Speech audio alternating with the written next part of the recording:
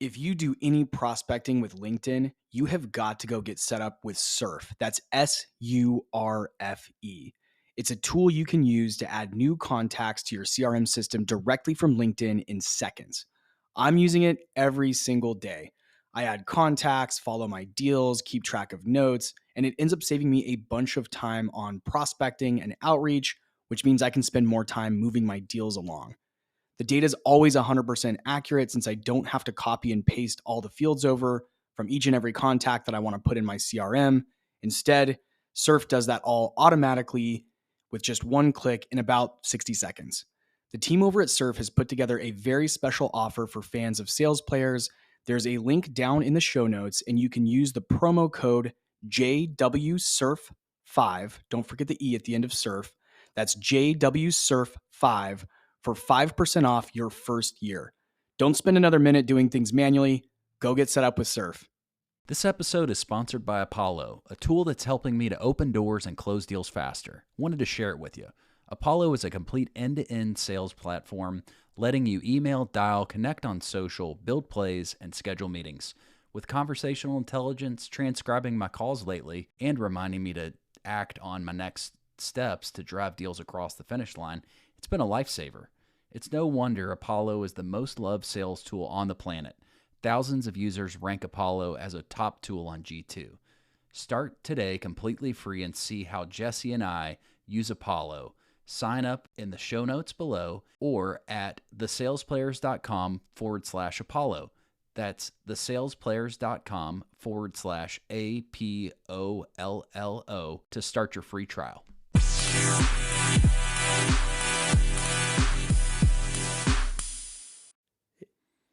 And we're live. We are live for the IRL episode, which, PSA, Jesse and I have never met, so I don't know if Jesse's real or not. Yeah, that is something that we have on our to-do list this year, is to actually meet in person. We've obviously talked on the phone and through Zoom and everything else, I don't know, thousands of times probably over the last couple of years. Huddled. A lot of huddling going on. I went back into our old messages and I saw that you reached out to me in 2021. So It's been a couple of years now. Time really flew by. It didn't feel like it had been that long ago that we connected, but we've been connected since 21 and we still haven't met each other in person. This is, you've built something here. And I think that just talking about that and what we're going to be talking about today is how do you create that relationship, even virtually and post-pandemic in real life and going to these shows, like actually meeting. So let's talk about it. Yeah, so this episode came very highly requested. A few days ago, we put out an episode about our top 3 pipeline sources for the year. And one of them that I think we both overlapped on was doing more in person with prospects, doing more events, more trade shows. Micro events is one of the terms we covered on the show, which is, if you live in Columbus, you're inviting a group of your buyers out to a pub in Columbus somewhere and meeting with, 3 or 4 people that could buy your product, right? So micro events, trade shows, really anything. And so we thought we would share a couple of ideas. We actually mentioned this in the episode that we were going to do a whole separate episode just on trade show prospecting. And the catalyst behind this is it has been a few years since trade shows were in full swing. And this, to me, feels like the first year where a lot of the companies that put on really big in-person events are now back at it. Because of the pandemic, a lot of them shifted to digital events. And it was a lot harder to prospect for those because, let's face it, it's not as fun to go and log into like a virtual Zoom and attend a keynote through your computer, right? It's way cooler to go to, I don't know, Vegas or Austin or Seattle or wherever and, go out and drink afterwards and really network and meet people and share experiences with them. So I'll share my perspective on this is I'm actually going back to several years ago in my career, pre-pandemic, when I was at a company that invested pretty heavily in trade shows. I'm back at a company like that now, where actually I was telling Chase over the next 2 months, I'm on the road 4 times. So very excited about that. I'm going to be getting on some planes and heading to some different cities to do some events. So my expertise is really more in like the enterprise events where you've got a specific vertical that shows up to a trade event, very specific, but it's kind of networking with the executives at this event.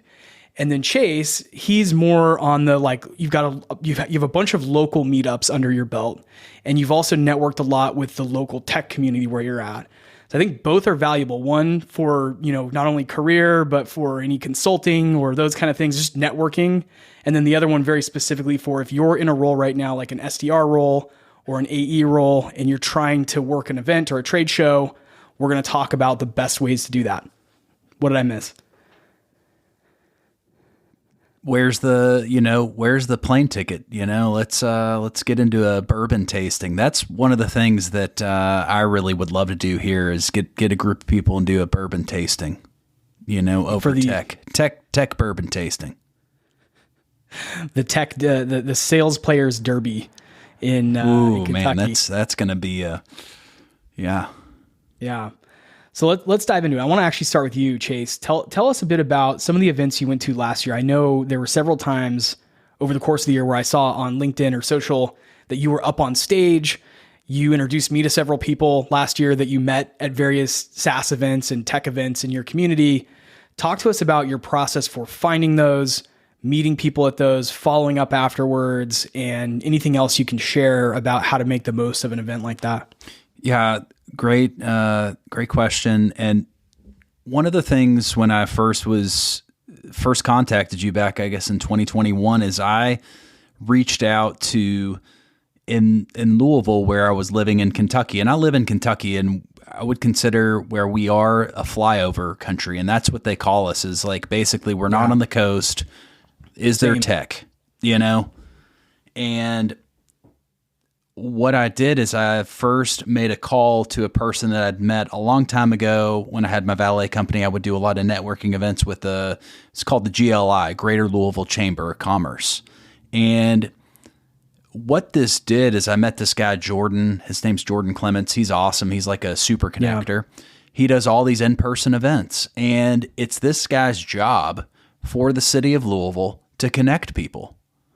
And he'll host events, has things at coffee shops, but then they'll do bigger events. Like they brought in Jamie Dimon from Chase Bank a long time ago, and would do like a big like networking event, luncheon. So that was my entrance into just ground to ground networking and just trying to build my network without spending a lot of money. Yeah. What did you do as far as, was there typically like admission costs to go to some of these events, or do you lean towards the free ones?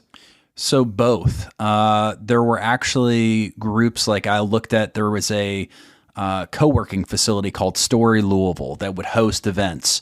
I would look on Eventbrite in my local area to see, are there, local either tech events, networking events, whatever. I would go to those. I would talk to these people. Then there was another one that was called Venture Connectors that was, I think it was $50 to go there. I would pay for it. I just paid for it out of my own pocket.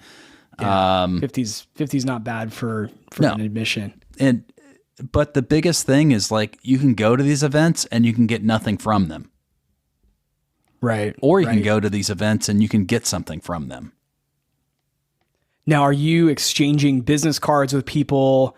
Are you very much like an evangelist where you're walking up to people and like shaking their hand? And I used to do this, by the way. A fun story is I was at a trade show a number of years ago. And a longer story that I'm not going to get into on this podcast is in a former life, I was a missionary. And so I can get very evangelical, meaning I am not afraid to walk up to someone on the street or knock on someone's door or go to a trade show and walk around and just introduce myself to random people that are walking by. And I don't know if it worked or not. I do feel like that was probably one of the more successful shows we did because at the end of it, I had a bunch of people's business cards. And this would have been back in like 2016. So I'm curious if you have something like that you do where you go up and tap someone on the shoulder, or you go sit by someone at the bar and offer to buy them around or something.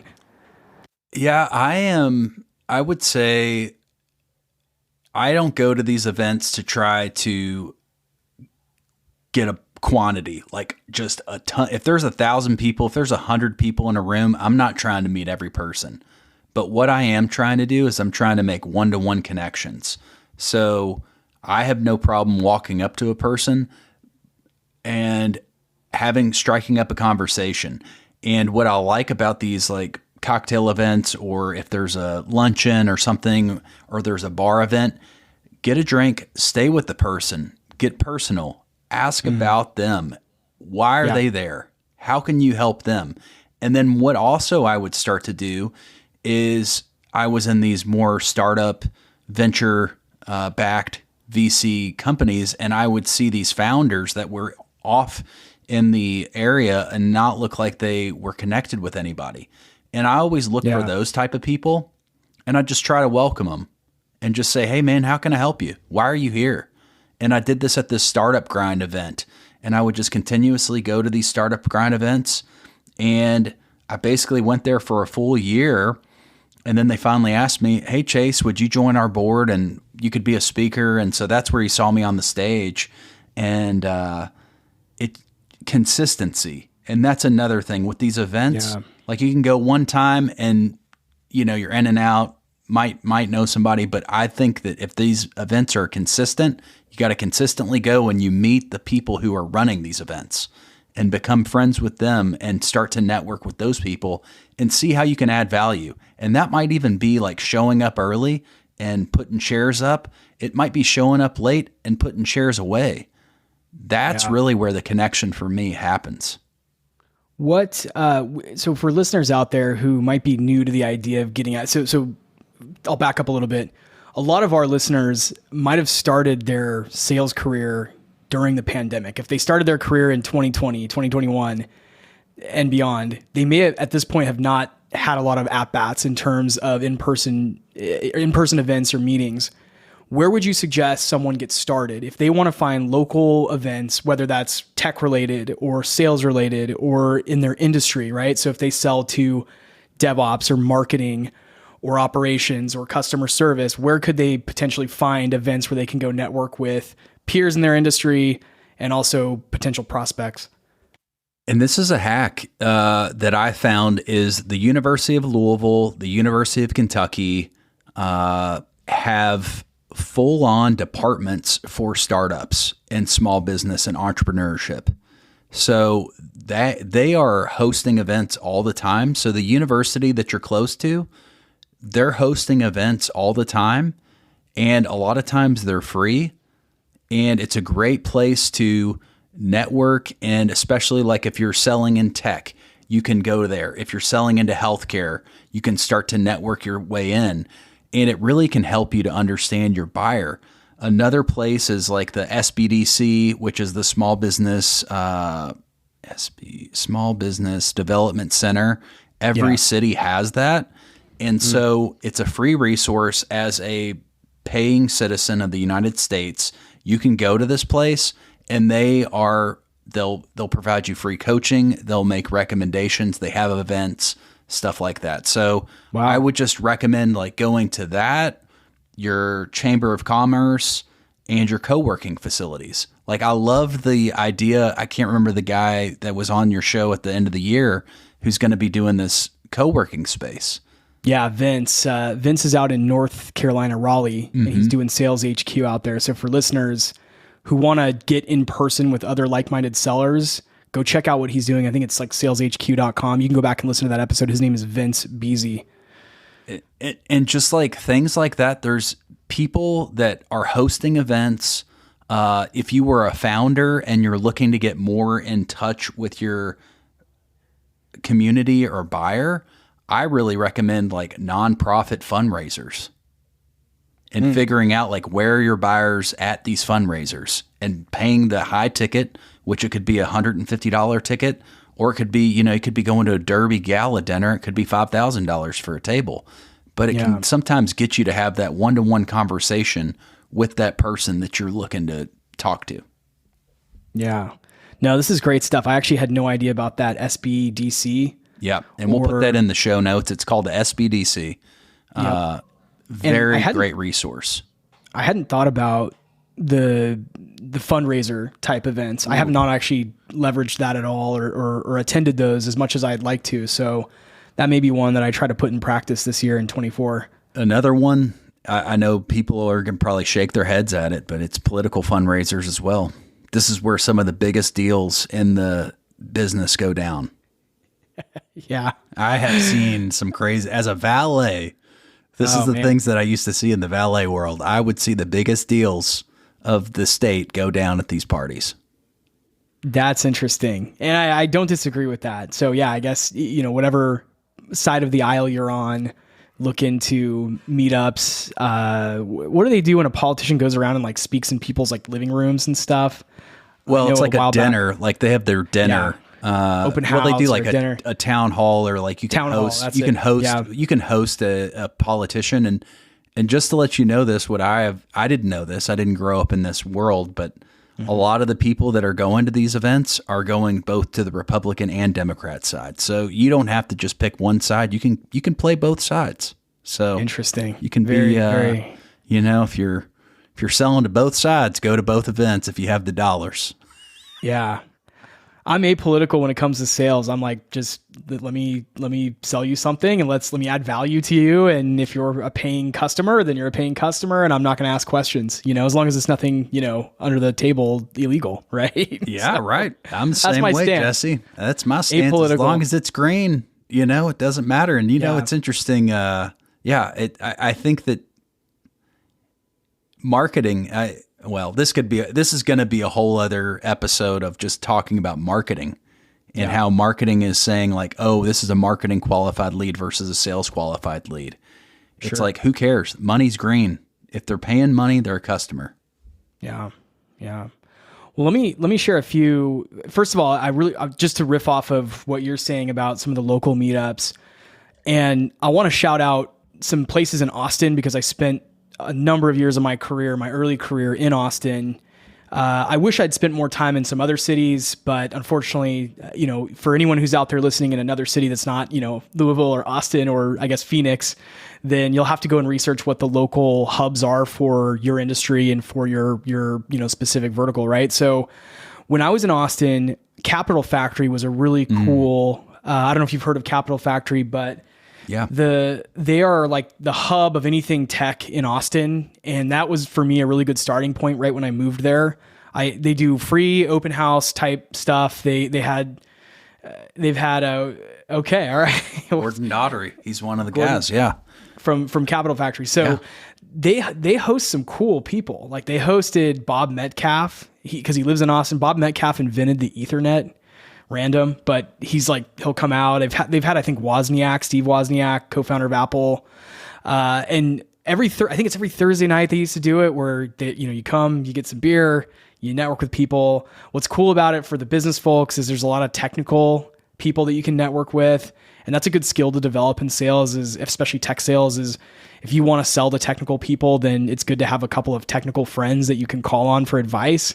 And so Capital Factory, I highly recommend. As you said, the colleges, because University of Texas always had a bunch of stuff for startups, for tech, for sales and business, local business. And I went to a couple different meetups when I lived in Austin for the University of Texas at Austin.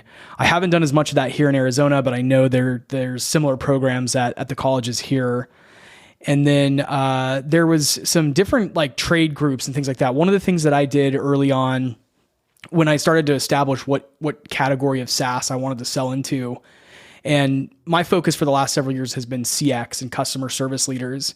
And so I actually joined an organization called CXPA, and they do meetups all over the country, and it's contact center leaders who are my buyer persona will show up to those. And I don't do any hard selling at these events. I really genuinely go to try to understand what their day-to-day looks like, what kind of challenges they want to solve, what kind of things they're interested in. And it gives me just a bunch of, content, and it gives me a lot more acumen and credibility when I do finally meet with some of these executives.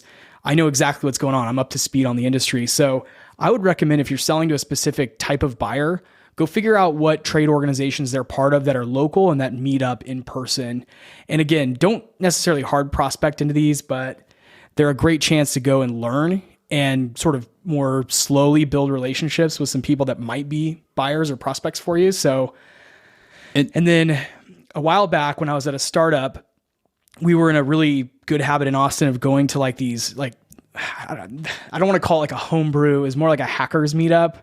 So if you sell to technical buyers, there's probably a hacker meetup in your town somewhere.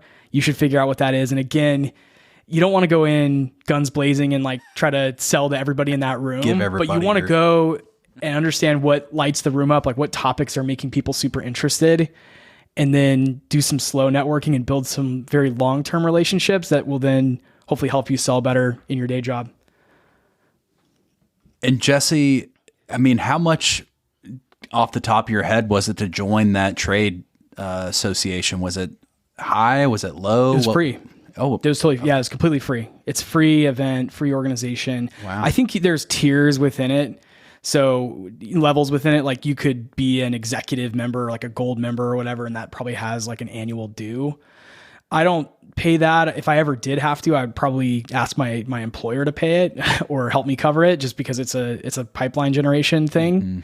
But right now I'm just a free member of that organization. There's a bunch of them. There's one in every category, and a lot of them are free. Yeah. And so, Jesse, would you have any physical items when you would take, like, what would be your uniform going to these events? If this is my first event, I'm going to this, what do I need to have? Let's see. Cell phone, business casual attire, try to dress a little nicer, unless it's like a hacker meetup, and then a hoodie and sneakers, maybe joggers or sweatpants. You don't want to overdress at the hacker meetups. Trust me. I was usually the guy that would overdress at those, and it wasn't very popular. You want to wear like a hoodie to that. So yeah, just a cell phone, a notepad, and your full attention. But I don't bring too much. I try not to bring materials for my company. I could bring a printout or something like that. But more importantly, I try to go and when I meet somebody, I try to connect with them on LinkedIn. We were talking offline about, I think most people know about this already, but just in case there's someone out there listening that doesn't realize, there's a QR feature where you can sort of bump your phone into somebody's. Yeah. Or they can take, I think they take a picture of it. They take a picture of it. You got to go to the, let's do it right now. It's like you got to be ready. You got to have your phone ready. So you unlock your phone, you go to LinkedIn, and then you click the search bar, and over to the far right, you'll see the little QR code icon. I don't know if it's going to show up on the screen. So if you're watching this on video, I've got Chase's QR. At an event, an in-person event, I could just use my camera and scan that, and then it's an auto follow, right? So I automatically start following you. But not automatic connection. So a good follow-up after an event would be to go through and look at who you recently followed and make sure you're connected, or send them a follow-up note of some sort. That's always a good idea. Back in the day, I used to capture business cards. I would come home from an event. One of the ones that we did years ago was out in Southern California, out in Palm Springs. And I would come home with just a stack of business cards in my hand. And then I would go through and manually enter all the emails into Salesforce. This was back then though. So now it's probably a little easier with like the digital tools that are available.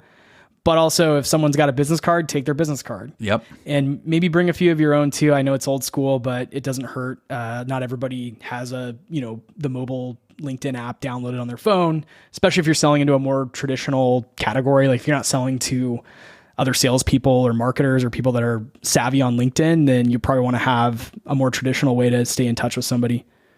So Jesse, I want to talk about this also. My wife brought this up to me the other night. Yeah.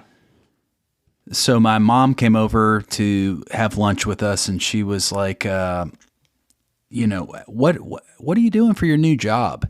And I just said, I work in attribution software.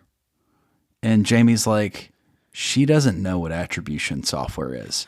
So you really got to work on, I have to work on this of just dumbing down and making sure, like, when you're introducing yourself to a new person, that you really can hook them, and you're able to show them in a easy, simple way what you do. That's a really great point.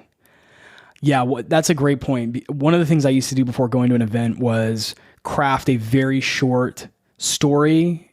I don't even want to call it an elevator pitch because that's even too formal. Mm-hmm. More like a cocktail pitch. Like if you sat next to someone at the bar and they asked you, what do you do? Or what does your company do? what would you say in a very like casual, but more oriented on stories versus like, we create award-winning experience, like you don't want to do the elevator pitch where it's like, we solve the world's problems with development ops software that is extensible. And like, you don't want to go into that. You don't want to do that at a trade show. Someone's going to like walk away from you if that happens. So can you come up with a story and maybe even a question to lead? So let's say you meet someone at a trade show, or maybe you're at the bar or something like that at a trade show, and someone sits next to you and says, what does your company do? Oh, well, hey, have you ever had a really great customer service experience? Well, no. Oh, okay. Well, that's a problem. Let me tell you about how we change that for people by, using multiple channels to help solve, the customer issues really quickly. So come up with some stories and some tangible examples, and don't just spew out like the first 3 sentences, the jargon. Be a future preacher, buddy. Don't be a feature preacher. Yeah, I used to call it techno babble. You don't want to get into like we're the most extensible DevOps with scalable operation. You don't want to do that. So just don't do that. 500 million AAR in the lab. Yeah, and we recently raised funding. Like sorry, I've never done impersonations on the show, but I'm full of them. Well, okay, let's get it out, Jesse. So yeah, I think that's one thing. I was actually in this group. It was called H7, and H7 is an amazing virtual networking group. And Clay Hicks, the founder there, he has this, like, when you're introducing yourself, you have to introduce yourself in 3 words. Yeah. Because they have like 100 people in these meetings. And it's amazing. 3 words can be really impactful. So I would challenge you to think about, how would you describe your business in 3 words? Ooh, that's good. Yeah, if everybody went in and they were like, we're the world's first scalable. Boom, you're out. You're out. It's like, you're out. Okay, you're done. Yeah. So, let's get into some of the tactical stuff here, because again, this is an area where in the past I've seen some awesome pipeline get generated from events. So I want to get into a couple of ways that you can prepare for an event. And a lot of listeners out there, again, are heading into trade show season. This might be the first time, at least in a while, that they've had to prospect into trade shows because we've been closed down for the last several years with the pandemic. There's just not been as many of them. So I'll share these from the perspective of someone who is either prospecting into an event or planning to attend an event. How can you make the most out of it? How can you build pipeline and follow up with the people that you connect with at this show? So the first thing that I'm going to tell everyone to do is back to what we were just talking about, which is you need to kind of take the feature. What did you call it? Feature creature, or it was feature preacher, man. Feature preacher. Don't be a feature preacher. Like you need to like go walk outside for a while and try to remove all your company's jargon out of your head, and take yourself back to middle school when someone would put on like a really awesome party. Maybe it was like, a house party or a rager of some sort. I don't know if that word still gets used, but go back to those days when parties used to happen when you were younger. Like what things made you want to go to those parties? We got to go back to like the human psychology basics, because too many people are like, hey, our company that does scalable DevOps is going to be at this, or whatever. And then people are like, I'm not going to go and listen to you drone on about scalable DevOps. I want to go and connect with people. So here's why people go to trade shows. Here's why your buyers are going to trade shows. They actually want to network with their peers. They don't want to talk to you. Mm-hmm. They want to go network with the peers in their industry. You know why? Because someday they're going to be looking for a job, and they want to have a bunch of people in their own network that they can call on when they, let's say they're working at a big box brand or something like that. They want to meet other people that work at big box brands that someday might recruit them over to work for them for a higher pay. That's what they want to do. They want to meet with their own peers. I have talked to some of my prospects and some executives, and they've said, trade shows are a chance for us to go and see what technologies or what tools are out there for us or what solutions are out there for us. So there is an element of that they're out on the market looking at what's out there. And so you need to be aware that they are doing that also. But the key thing for them is they want to go have fun. They want to go network with their peers. And then they want to go and learn a little bit about what's around the curve, right? So most of these events will have breakout sessions where there's different keynote speakers and presentations and things like that. and they want to go and learn about what AI is going to do for scalable DevOps, right? They're not going to, and I'm sorry for the scalable DevOps companies out there. I don't even know if that, I'm just kind of making that up on the fly here, but so try to get into the psychology of why folks are already going to events, then reach out and use those. So let's say it's your own company's event that you're putting on. You want to hit on the fact that their peers will be there. They're going to learn about industry trends, and it's a chance to go have fun, and they can expense this, right? For the most part. So focus on the things that are like, what's in it for them? Well, they get to network, they get to hear what's going on in the industry, and they get to go have some fun on the company's dime, right? So then I always use LinkedIn. It's probably my number one source for trade shows. It's where I've had the most success. I go and I start to email people an invitation, and I do things like, hey, well, I see you in Palm Springs next month as the subject line in the LinkedIn or in the email. You can do email too. Calling into trade show attendees is kind of funky, but I would do that as well. I mean, use all channels you have available, but LinkedIn's one that I seem to find a pretty good response rate to. So where do you find out who's going to these shows? Most of these events will have a mobile app, and they'll put that out a few weeks or months before the show. And a lot of times the other users or the other attendees in the app, they'll basically put the attendees in the app. So you'll see everyone who's attending will have their own profile, and there'll be a directory of profiles. So that's a starting point. It's a bit manual because sometimes you've got to go take that out of the app and go search for the person in LinkedIn and then send them an email saying, hey, am I going to see you in Palm Springs next month? And, here's why we should meet up while we're in town. But so doing that, putting in that legwork and being prepared just makes it a better event for both you and the other person, because then they have something to look forward to and you're setting the stage. It does. And not only will you probably set up some meetings ahead of the event, so that way if you're going or if your team is going, you can coordinate a bunch of in-person meetings. Then it makes it really easy to follow up. Something that we did once that got us 100, not kidding, 100 meetings at an event. This was years ago. We offered to, if people would give us 30 minutes of their time, we bought them an Amazon Echo. This was when Echoes were like the hot thing. They're not anymore, but I love my Echo. We didn't buy the Echoes, by the way. We just said, we'll give you an Echo if you meet with us. It was very conditional. And then when they showed up for the meeting, we would get their address and phone number and stuff. And we'd say, we'll mail you your Echo. And we did. We mailed them the Echoes after the event. But we didn't have to invest anything. That was like, guerrilla marketing at its finest. And we got 100 meetings that way at once with executives in retail. And many of those people I'm still connected to today because I went to this event and I was there for, the vast majority of those meetings, helping to facilitate them. So get creative. Like, what guerrilla marketing things can you do to hook someone in and give them some incentive to meet with you in person? Let's shift gears here, Jesse, and let me ask you a question. If you were a AE or an SDR trying to book some meetings, I think that this is an excellent opportunity for SDRs, even like remote SDRs, to go to these events and try to drum up a bunch of ICP demos. So how would you go about getting these demos? Well, this is what I'm doing right now. I'm very focused right now on events. My play this year is working back channels. So if I know people that are going to be at the event, I'm trying to find who knows who's going to be there. I'm using LinkedIn, as I said. So I'm going through, like I said, a few weeks before the show, usually you'll get invited to be in the app for that event. For most events, for the bigger events, like the big conferences, for any industry, there's going to be a mobile app where they have the agenda for the show. They have all the breakout sessions listed in there. They have a place for you to enter your dietary restrictions and stuff. That, like, every event tends to have a mobile app.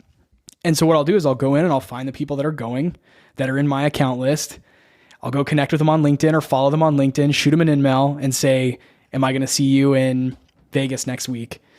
And again, I have a pretty high response rate on that because I focus on the psychology. It's not on the, will I see you in Vegas next week? Because I can't wait to tell you about my scalable DevOps product. It's, will I see you in Vegas next week?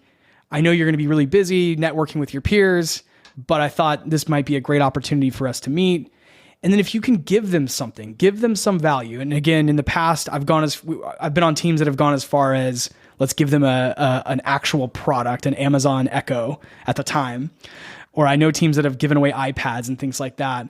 If you can't do that, you don't have the budget for it, is there something else you could put together for them? Can you do an audit of their website? Can you do an audit of their DevOps stack or something? Oh, what value really on can this you... DevOps team? Golly. I just keep using I that love as an that. example. That's a great, wow, that's a hack right there of like, I'll give you a website audit if you take 30 minutes with me. Give them something. Give them a reason to meet with you. And talk to your marketing team, and hopefully a lot of marketing events, event marketing folks are listening to this, or enablement folks are listening to this. Find a way to do some kind of guerrilla stuff. Like, is there swag you can give away? And I think swag's a bit overplayed. Like, nobody's going to meet with you just because you're going to give them a mug that has your company's name on it. But an Echo maybe back in 2015. Yeah, 2015, 2016. But like, what's the thing today? I don't know if you buy someone an Apple Watch, but that's pretty pricey. But like, I don't know. That's $300 meeting right there. Get somebody a fancy Shure microphone. I don't know. This is something like that. I think that it could even be more. What I would, this is an interesting thing because my wife did a pottery show in Louisville for the month of December. And these corporations were doing these like Zappos was having their corporate party, and then also Texas Roadhouse was having their corporate party. And there were local vendors at this event. And I think that if they would have given their staff like a coupon to go shop and get something from that event, that would have been very memorable. So sometimes like think out of the box. Could be food, could be drinks. And then I really think whenever I'm at conferences, like the best place to meet people is in the outside of the conference room, like in the meeting halls. Oh, 100%. Yeah. That's you where want the to try best to get conversation's going. Get them in the coffee area, like coordinate. And that's the thing is I'll end up coordinating a meeting and I'll say, let's just take 15 minutes and we'll do it over coffee. It'll be out in the hallway somewhere. And, here's my cell number. Exchanging cell numbers is always key once you get someone on the hook. So if let's say you hook someone through LinkedIn and they're interested and they're like, yeah, cool. Yeah, I'll meet up with you at this event in SoCal or Vegas or New York or wherever. Let's coordinate. Cool. Here's my cell phone. Can we move this conversation to text? That way we can make sure we coordinate a time and a place. Coffee's on me, drinks on me, whatever it is. I've done it all, man. I've done, I've met people at the bar. I've met people for coffee. We've bought lunch. We once took people to a casino, which was awesome, and gave them a budget to go gamble. That was really fun. Really? Oh yeah, yeah. We used to do this, just cash budget to go spend at a casino. Here's really, how much was the budget? Oh, geez, I don't know, a couple, like maybe $1,000 or something per person. These were C-level executives at Fortune 500 companies. Had they already won? No, deal? They got the company gave them. No, they were in process. They were either early ops or mid-stage ops. So that's the other value of a trade show too. Is if you have someone you're already talking to and they're going to be at the show, it's a great way to move your op further. Is meet in person. Especially with enterprise, especially with bigger deals. Okay, you want to hear something from me? Yeah, let's hear it. This is I just thought about this. This is the valet and the bellman in me. So you can actually you can find your ideal customer and you can send them gifts to their room, or send them. So that's a great play. That is a real. It can be very thoughtful. You don't want to be too cheesy or just too cheap, but even sending somebody just a welcome gift is great. Yeah. Yeah. We talked about this on our pipeline episode. Also going back and looking at people who've talked to your company in the past, they might be lower hanging fruit. So try to invite those people. If you see them on the list of attendees at an event, try to get them to meet up with you again, right? Your brand might already be familiar to them, so they might be more likely to grab a coffee with you during the show. And Jesse, I look at this as sort of like a Gary V thing of where you're jabbing, and then you're going to right hook. These are jabs. Going to these events are jabs. They're not going to be the right hook. You might hook the person right at the same. They're ready to buy right when you walk up to their table. They just fired their last vendor. Probably not going to happen, but just go to these events, and it's great practice. It's good practice. It's a chance to meet people in person, and it's a long game. The key is actually the money is really in the follow up after these two. the better you are at building a good impression with somebody, connecting with them either on LinkedIn or getting a business card, however that goes down. And then a week later, hey, Chase, it was so nice to meet you in Palm Springs a few weeks ago. I'm very excited to continue conversations into 2024. Maybe we could find some time to unpack some of the things we talked about or go over some of those and just keep doing that. The follow-up is actually the key for success in this equation. The event does help. It helps you, humanize yourself and get in person with somebody and build a different kind of relationship than what you can build over the phone or on Zoom. But the follow-up is really where the money is. I want to tell another story actually too. So when I was an SDR, there was a guy, a VP of e-commerce that I was reaching out to, and I had been cold calling this guy, emailing him, sending him emails, sending him carrier pigeons. I'm just kidding, but like sending him gifts. Like I was after this guy. He was a VP at a very well-known footwear company. And yeah, I still remember this moment. I'll never forget this. So I had been just chasing the guy for like 6 or 9 months. And then I go to this conference in Chicago, downtown Chicago. I'm at this like hotel lobby, standing next to a booth that our company had set up at this event. And I see this guy walk past me, and he and I kind of catch eyes as he's walking by. He stops, completely turns on a dime, looks me right in the face, and he goes, "Jesse." And he comes over and shakes my hand, and he's like, "I know you've been trying to get a hold of me for a long time. It's good to finally meet you." And I was like, I was blown away, man, because, I'm an SDR, right? I'm like, this guy doesn't give a shit about me. He's an executive at a big company. And the fact that the cold calling and the emailing and the in-mailing did work, he clearly saw it. He just didn't respond. But then after that occasion, I was able to actually follow up with him and say, it was really cool to meet you in Chicago. Can we get some time? We did get some time. The deal never closed, but we did get a few conversations. Unfortunately, that company, I don't think they exist anymore. And you might know who they are. But yeah, so that was like a really interesting example. I don't know any shoe companies that have gone out of business. It was Payless. It was Payless. I'll just name it. Oh, God. Old school. So, at the time, they were one of my big target accounts. I was like, oh, man, this guy's the VP over at Payless. And it was just so funny because I saw him and I'm like, that's the guy. I've been chasing that guy. And then all of a sudden he turns and looks me in the eyes and says, "Jesse." And I was like, oh, he knows my name. Cool. Like my outreach actually worked.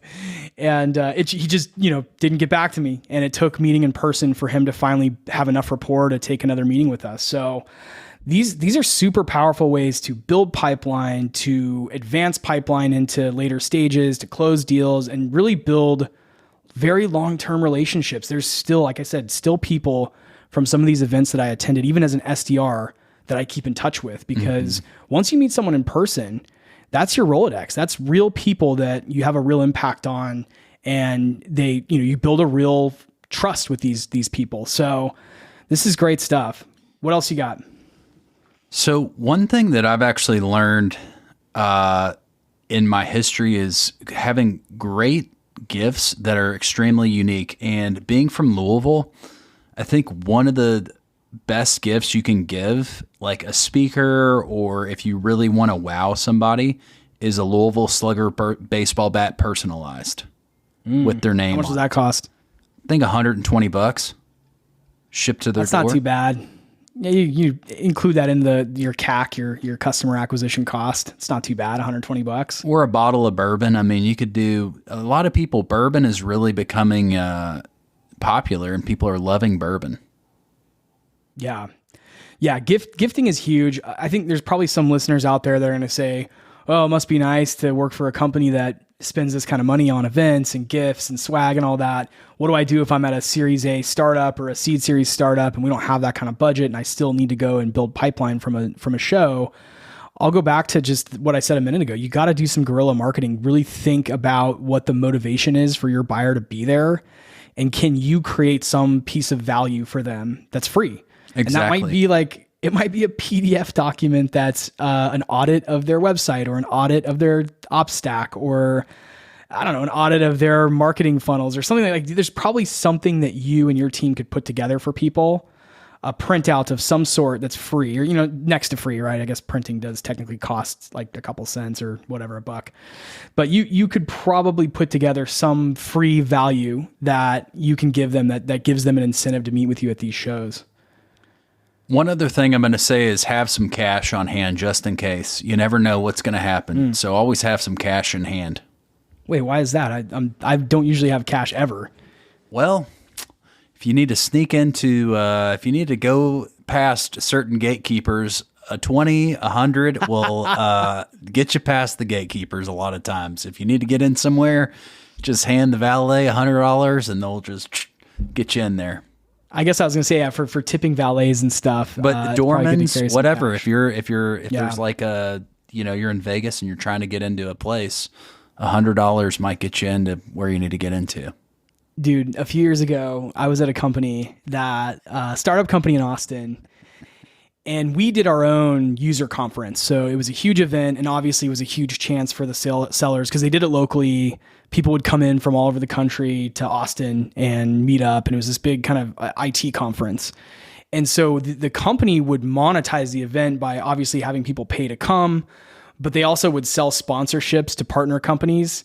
And we sold, I'm not joking, the urinal cakes for the men's room. This is true. We sold that ad piece, and obviously you're going to get a lot of eyeballs and a lot of other things on that sponsorship.